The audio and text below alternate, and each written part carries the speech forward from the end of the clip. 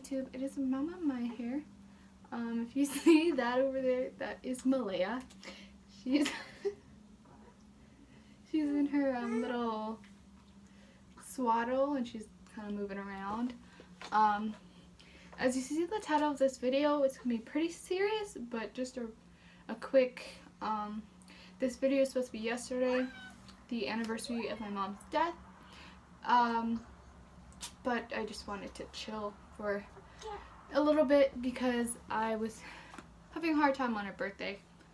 And then today was supposed to be a video about her Malaya's 4-month update because someone called me, but hopefully that'll be sometime this week. But yeah, so I'll run down to the situation. My mom was murdered when I was 3 years old. About 2 years ago, I wrote this letter to my mother's murderer because I saw a video of this lady this YouTuber that made a letter to her brother's murderer to help her, relieve, some emotions because he had been murdered shortly prior to that video being made. But yeah, if I can find the video, I'll link it down. I'll link down my mother's murderer's information. Anyways, so on to this. I may or may not cry. Like I said, I wrote this 2 years ago, but I updated it because I wanted to put Malaya in there because she is a very big, important part of my life now. But yeah, I'm gonna start now.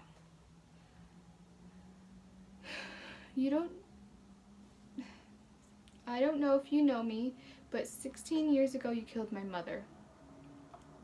I don't know if you remember my mother. I don't know if you remember her because while records only show 2 of the women that you have brutally taken off this earth, I don't know if you have other victims. I don't know your story and I don't care, but today you are going to hear mine. Now I can't speak for the woman that you killed after my mother. May she rest in peace. But I am here on behalf of my mother, my grandma, and our family. First off, I have so many questions. What made you pick my mom? Did you know her? Had you met or even laid eyes on her prior to the day you took her life? Or did you just see a young pretty woman walking by herself and plan it all out? What you didn't know was she had a hard-working mother, 4 younger siblings, and a 3-year-old daughter waiting for her to return home. But you didn't think of that, not even for a second. Instead, you did what you wanted to her and left her for an unsuspecting person to find her lifeless body in the alley the next day. You don't know the pain my grandma felt when she got the call that her first child was gone.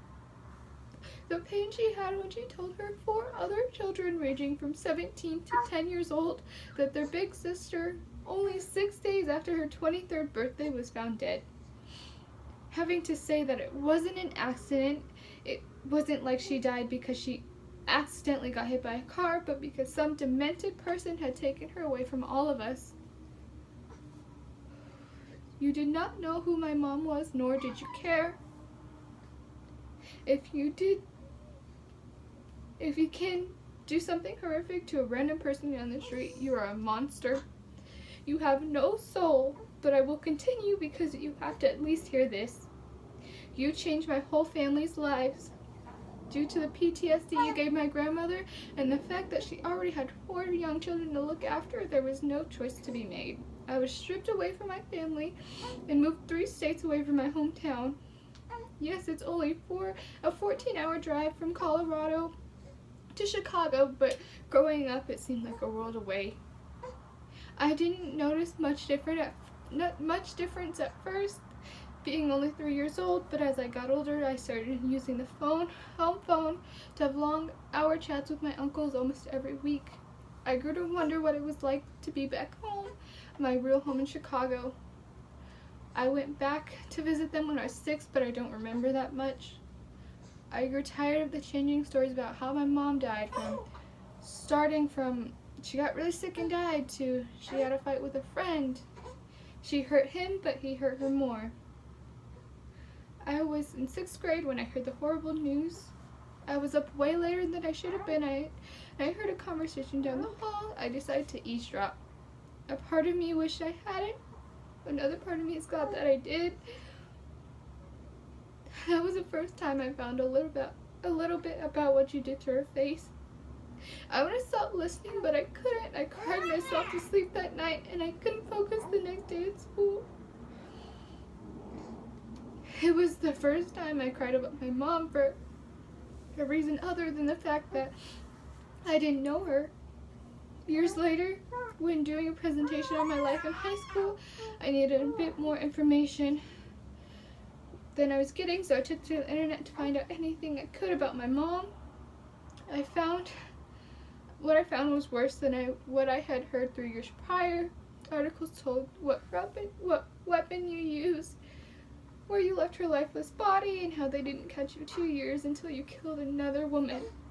It took me another 3 years after that to finally get the chance to see my family again. But between the planning process and actually taking my trip, I learned even more heartbreaking news. I learned that my grandmother had to identify my mother by her hair and the blue rose tattoo on her ankle. Why? You may ask. You know why. You took her beauty away from her. Even after they had reconstructed her face, she didn't look the same. My family couldn't even look at her. They were so distraught they had to close her casket.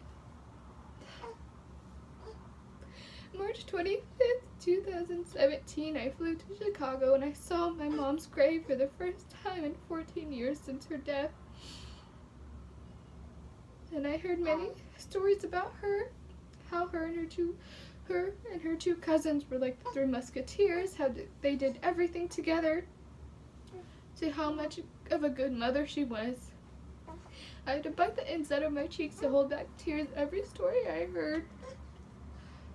I looked at my own 2 cousins. Out of all 3 of us firstborns, I am the only one who doesn't have their mom. I can't even remember my mom. When